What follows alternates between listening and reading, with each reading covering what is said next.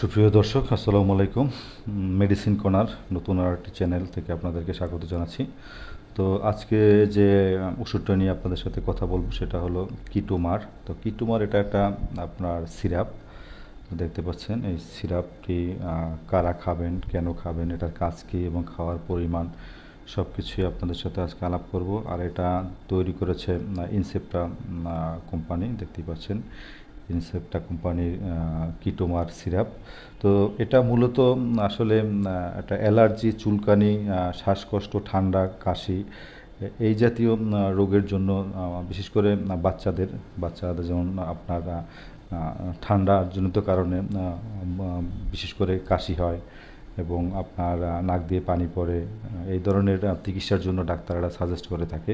তো এটা বিশেষত মনে করেন যে আসলে ঠান্ডা থেকে জ্বর, তারপর ঠান্ডা থেকে নাক বন্ধ বা আপনার কাশি, এবং এটা কাশিকে তরল করার জন্য কিন্তু এটা ভালো কাজ করে।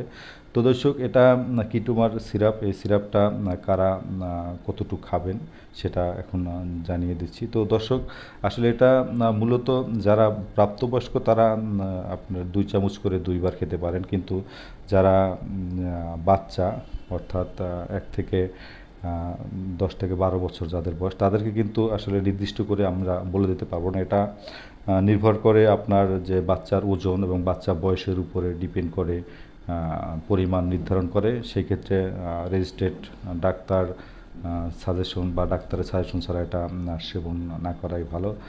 তবে এটা আমরা যারা প্রাপ্তবয়স্ক আছি তারা আপনার 2 চামচ করে আপনার 2 বেলা বা 3 বেলা খেতে পারেন।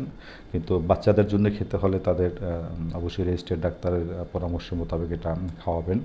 আর এটা মূলত যে কোম্পানি সেটা তো জানতেই পেরেছেন। কিটোমার আসলে এটা খাওয়ার পরে যে উপসর্গগুলো দেখা দেয় তা নিয়ে এখন কথা বলবো। আর এটার দাম নেবে, দর্শক দেখতে পাচ্ছেন এটার ডেট দেওয়া আছে, এই যে এক্সপায়ার ডেট, কবে তৈরি, এবং এটার যে আপনারা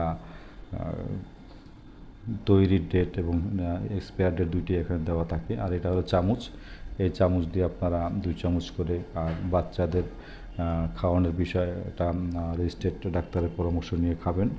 আর দর্শক, কিটোমার সিরাপটি একটু মিষ্টি মিষ্টি, যারা খেয়েছেন তো জানেন। আর এটা খেলে ঘুম ঘুম ভাব বা ঘুম একটু বেশি হবে, শরীর একটু দুর্বল দুর্বল লাগবে এবং মুখ শুকনো হয়ে যাবে, হ্যাঁ, গলা শুকাবে, পানির পিপাসা পাবে।